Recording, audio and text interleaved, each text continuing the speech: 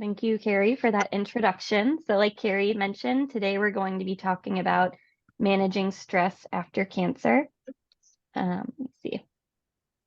In terms of disclosures, I have no industry relationship or relevant disclosures for the purposes of this presentation.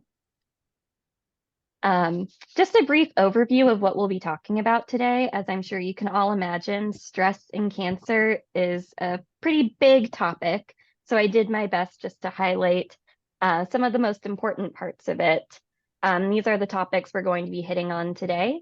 We'll be defining stress, discussing the relationship between stress and cancer, and talking about some different ways to cope with stress, both in the immediate moment and over the long term. So I wanted to kind of frame this with some common concerns I hear a lot. So as Carrie mentioned, my role within the Taussig Cancer Institute is as a psychologist who works specifically with cancer patients at all stages. So that's diagnosis through survivorship. And especially in that survivorship stage, these are some really common concerns I hear. So I hear people say that I feel way more stressed now, even than when I had cancer. I have people who worry that being stressed will make their cancer come back or make it more likely for their cancer to come back. And then I hear all the time, I should be able to feel normal now that all my treatments are over, and I can't. So we'll talk about each of these separately, and I'll give kind of an overview of ways to address them. But first, I wanted to start by talking about what is stress. The World Health Organization defines it as a state of worry or mental tension caused by a difficult situation. And we tend to break it down into two different types. So acute stress is that day-to-day stress. It's more short-term. It's not typically very concerning for professionals or for people going through it because they know once the stressor is over, it'll be done. So a good example of that is, you have a scan coming up and that's causing a lot of stress for you. But, as soon as the scan is done and you get the results, you're going to be feeling better. The stress is going to be relieved because that situation has resolved. The chronic stress is stress that we feel long term every day. And they can require more intervention because we can get exhausted or ill. So this is if the example I gave is you're in a toxic workplace and you're worried about being fired. So it's something constant that's happening every single day. It's never far from your mind and your body is experiencing those symptoms of stress long term. In terms of these symptoms, this is straight from the Cleveland Clinic's website. So it's a few examples of responses to chronic stress. So we've got some physical symptoms, headaches, some people feel sick in their stomach, blood pressure gets high, muscle tension, aches and pains. You get sick more often because your immune system's drained. And then they can lead to these emotional consequences as well. So anxiety, depression, some people will get panic attacks, sadness. There's a level of fatigue that can come with this. So the effects that long-term stress can have on our body, we certainly know when we're feeling those. In terms of the first concern that I hear from tons of different patients that I see, that idea that I feel way more stressed now than when I had cancer.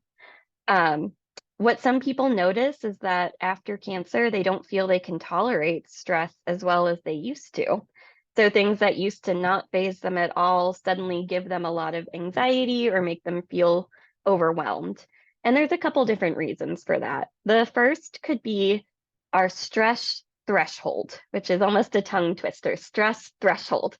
So just like the glass of water in the picture here, our ability to cope with stressors in our lives is finite. We all have a limit.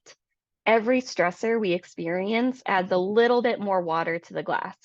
Cancer or any other serious medical condition, obviously a pretty big stressor, and that's going to add a lot of water to the glass. So now our glass is almost full, and even a small amount of stress can make us feel like the glass is overflowing. So maybe planning a birthday party for your kid didn't used to feel daunting, but right now, even deciding on what kind of cake to get them feels overwhelming. Um, and we'll talk in more detail about ways to address this, but in general, we recommend using some daily coping skills and self-care to give yourself more resources to manage stress. And we'll talk in more detail about those more toward the end. The second reason people might feel more stressed now than when they had cancer is because of this idea of comfort zones. So when you're going through cancer treatments, by necessity, your comfort zones can become really small. Maybe you're exhausted all the time or immunocompromised, not feeling well, cancer's taking up all day, every day of your life. Um, so your comfort zone can become your house or even your bedroom for some people. And when you're done with treatments and able to pick things up from your life again, it can feel like you're leaving that comfort zone, which by definition is uncomfortable. Um, and the bad news for this one, if this sounds like you, is that the only way to get out of it is to go through and just let yourself experience some of that discomfort. But the good news is that the more you do things outside of your comfort zone, the more your comfort zone expands and that level of stress reduces each time. So the second concern I hear all the time is this idea that being stressed is going to make my cancer come back. And the short answer to this is it probably won't. The longer answer is it's complicated. So there have been plenty of studies on the relationship between stress and cancer. And if you just take a look and read through all those studies, they've got mixed results. Some studies find relationships and some find none at all. And the ones that have found a link weren't necessarily looking at what we call indirect variables. Um, so even if they found a relationship between people being more stressed out and getting cancer later in life, they're not necessarily looking at the reasons for that. So they can't say that stress causes cancer because they're not parsing out all of the different things that could be interfering. So for example, when people are more stressed, it's usually they don't have a lot of time on their hands, right? So they're maybe eating fast food more often, or they're not exercising as much, or they're coping by smoking or drinking. They're not taking as good of care of themselves and their bodies. Um, and we know that those things have links to cancer. So stress by itself isn't necessarily going to cause the cancer to come back. And your body is made to feel stress. Stress is good for us on some level. We need like a certain level of pressure and stress to function and be motivated. The trick is kind of figuring out the things that are most important to you and what's worth the stress for you. Because anything important in your life is going to come with some level of stress. Can you imagine loving your partner or your kids or your sister without ever once worrying about them? Or caring about your job and never worrying that you're going to make a mistake or worrying that you're making an incorrect decision? Stress is not bad. It's a natural phenomenon that can motivate us to do better. And it's just a tool that we can use. And we only want to intervene when we've had too much of it for too long of a time. So the third concern I hear quite a bit is I should be able to feel normal, but I can't. And this is pretty common. Lots of people have this thought. And maybe even some of you were able to just go straight back to your old normal after cancer. But this can be really difficult for a lot of people and for some really valid reasons. The first reason is that it's almost impossible to go back to normal, especially if you've had, cancer treatments. Some of them can take months, years, or you can be on some kind of treatment the rest of your life. That's a long time. And while your life may have felt like it was on pause during that treatment phase, the rest of the world kept spinning, and just jumping back into things can feel really difficult. Another thing that can happen is that cancer can cause some permanent changes in our bodies, our minds, our lifestyle, our relationships. and it can become a layer of our identity, even if we don't want it to be. So sometimes it's more helpful to imagine moving forward into a new normal rather than going back to the old normal. And this can have some positive aspects as well as the negatives, right? There's certainly a grief that can happen here. But it's also an opportunity to choose what's most important to you and to pick up the things that matter most first. Having realistic expectations is also a really important part of this process. So being able to say, I just finished chemo or radiation. I'm not going to expect myself to just run a marathon right away, right? Maybe I'll take a walk around the block first. Having realistic expectations can be so important for stress reduction because if we set too high of goals for ourselves and then don't meet them, we get mad at ourselves, it causes more stress, and then we end up not wanting to set any more goals. We can get into that all or nothing mindset. If I can't do every part of this thing I want to do, I might as well do nothing at all. So setting realistic expectations tends to be really vital. And then the final point here is that as humans, we tend to have a lot of shoulds for ourselves, right? I should be doing this. I shouldn't do that. And sometimes they're helpful. Other times they can be really unhelpful, especially when they go against the reality of the situation. So in this sentence here, I should be able to feel normal, but I can't. This person's like mental energy is going toward wishing things were different instead of focusing on what's within control within their current situation, right? So these shoulds can stop us from getting to the acceptance stage of things because we're spending all of our energy wishing things were different instead and being upset that they're not the way we want them to be. And the little therapy joke we have is, when you're doing this, is you are shoulding, shoulding, all over yourself. People usually remember that.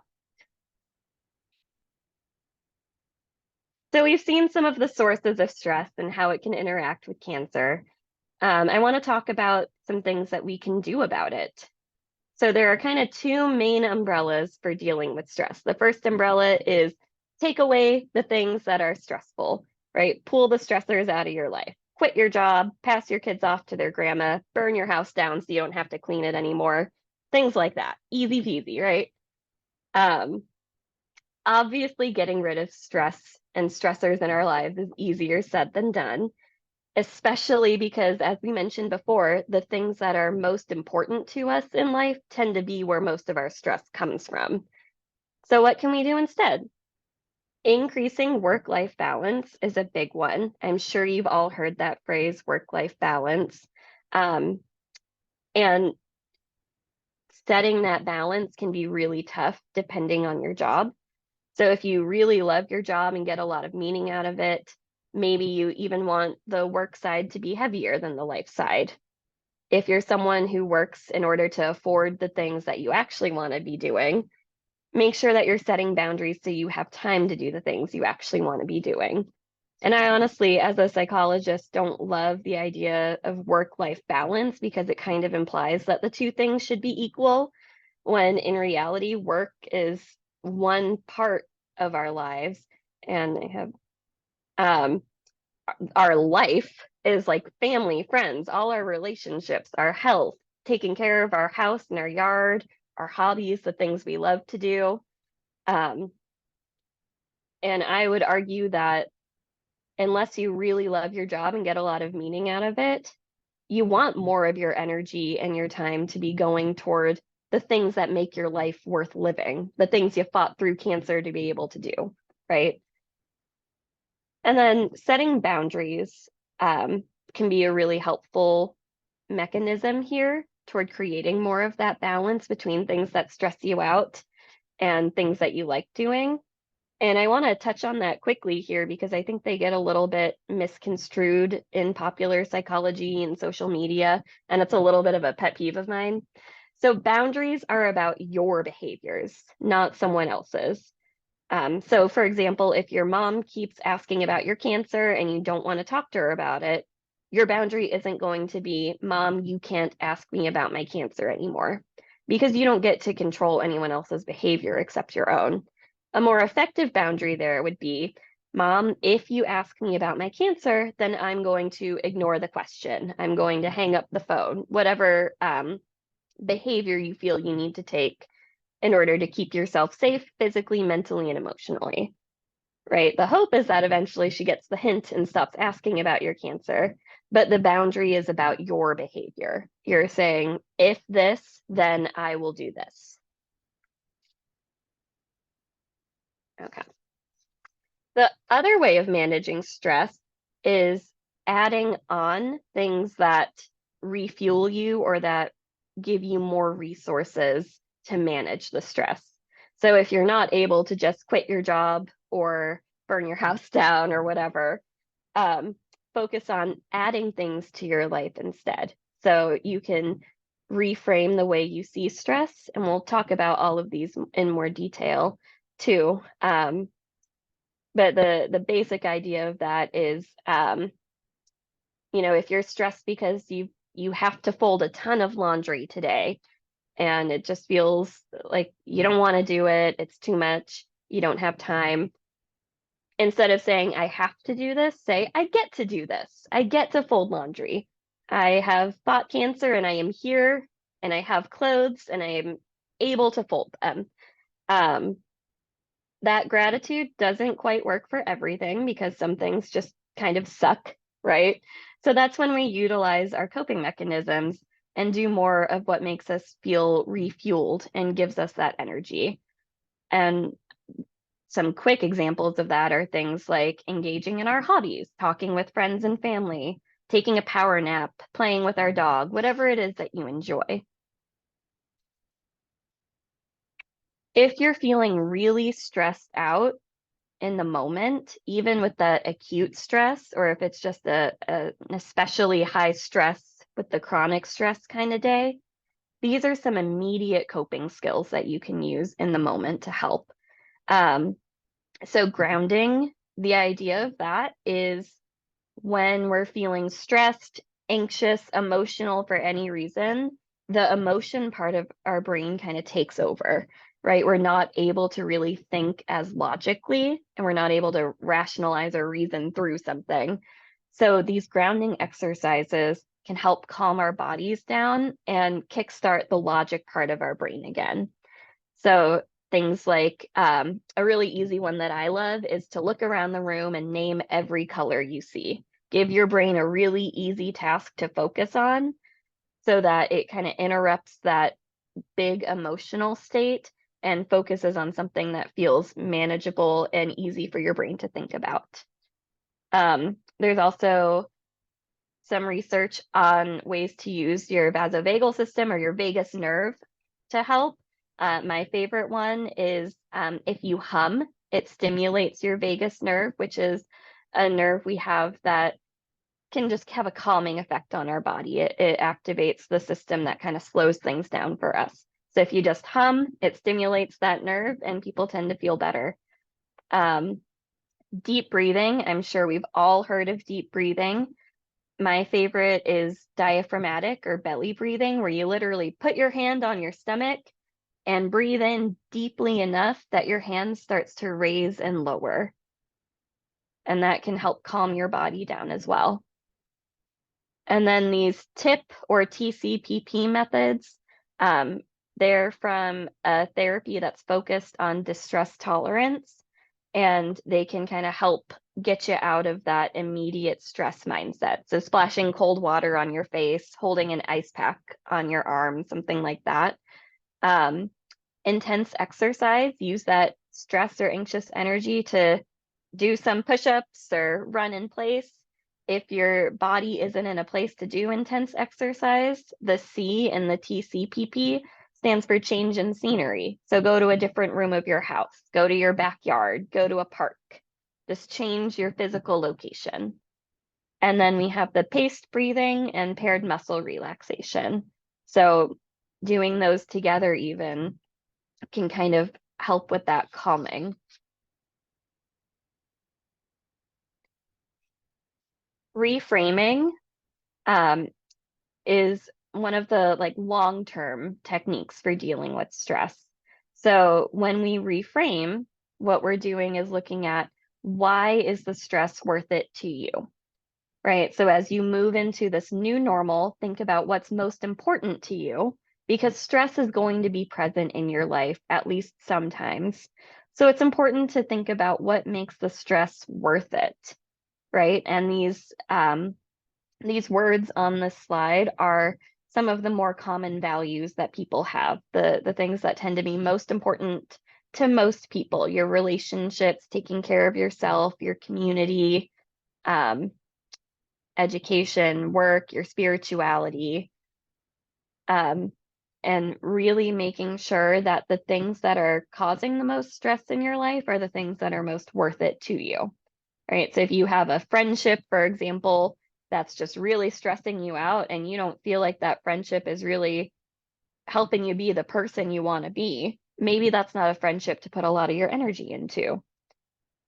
And the same goes with different projects and other relationships. It's about making sure that you're accepting stress from the things that you care about the most because they won't feel quite as stressful and overwhelming then. And then here are some other longer term habits for reducing stress. Um, so adding things that you enjoy doing during the day, and this doesn't have to be, something that takes 5 hours a day. You don't, if you like painting, you don't necessarily have to create a masterpiece every single day. It can be something as simple as, spend 15 minutes mixing your paints or arranging your art supplies. So engaging in something you enjoy in some way every day. Also thinking about what would give you a sense of accomplishment, because that's what motivates us, right? So washing the dishes might not be all that fun. You might not enjoy doing it, but having it done makes you feel accomplished and it makes you feel like you've got your life that much more together. So that's the thing to focus your energy on then. Going on a walk, if you're able to do it, is one of my favorites to recommend just because it's so effective. There's research that shows even a 10-minute walk can improve your mood. That's enough to give you those exercise endorphins. So if you have 10 minutes during your lunch break or in the morning, you're feeling kind of stressed, going on a walk is going to help within 10 minutes. And then cultivating that gratitude mindset can be really helpful. So, as humans, we have a tendency to kind of automatically focus on the things that are stressful or negative, and being able to counteract that by, when you go to bed at night, think of the 1 to 3 things that you're most grateful for from that day. It doesn't have to be something you log and journal about for 20 minutes. It can just be in your head, say, oh, I'm grateful that I was able to talk to my friend or I was able to go on that walk. Um, and just keep it short, 1 to 3 things. And that can really kind of reset your mindset and help with stress reduction. Okay, and then kind of the final big topic I wanted to touch on is this idea of self-care, because I think it's hard to talk about stress without talking about self-care. My favorite definition of the term is anything that provides for your past, present, or future self. So anything that's showing love to your past, present, or future self. And there's some examples on the slide. You can watch a movie you used to love as a kid. You can go on that 10-minute walk. Or for the future, you can chop up a bunch of vegetables on a Sunday so that you can eat them with your meals the rest of the week and feel like you're getting all your vitamins and nutrition in. Um, so, some of it can be that stereotype of, bubble baths and manicures and all of that. But self-care is also a really practical thing.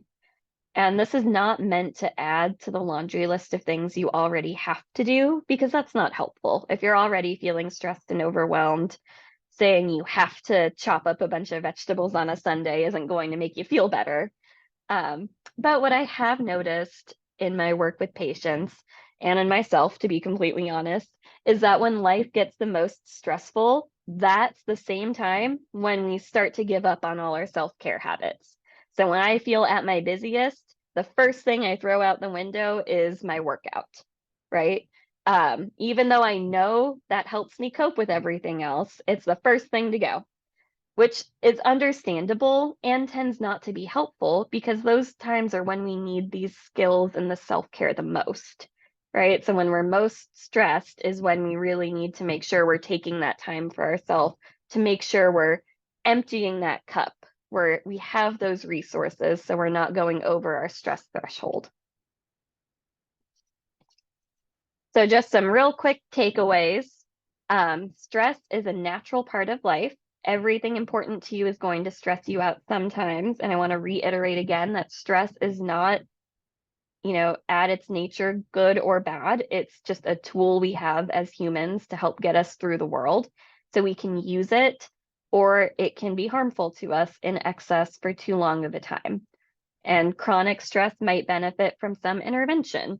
And whether that looks like trying out some of the skills we've already talked about, talking with your doctor about a referral for therapy or some mental health meds, whatever feels right for you.